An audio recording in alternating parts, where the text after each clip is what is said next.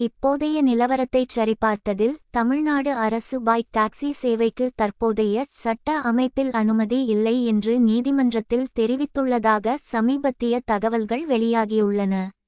உரிய கொள்கை முடிவு எடுக்கப்படும் வரை சேவை அனுமதிக்கப்படாது என்று கூறப்படுகிறது.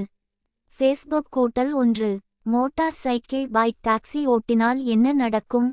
தனியார் ஒயிட் போர்ட் பைக் பேசஞ்சர் கட்டணம் வாங்கி அழைத்துச் செல்ல பயன்படுத்துவது பிரச்சினைக்குரியது.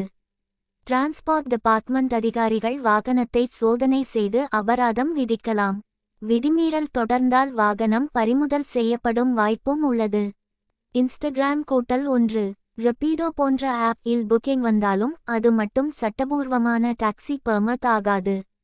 முக்கியமாக பைக் டாக்ஸி நிரந்தரமாக இனிமேல் தமிழ்நாட்டில் வரவே வராது என்று அர்த்தமில்லை. அரசு எதிர்காலத்தில் தனி விதிமுறைகள் கொண்டு வந்தால் நிலைமை மாறலாம்.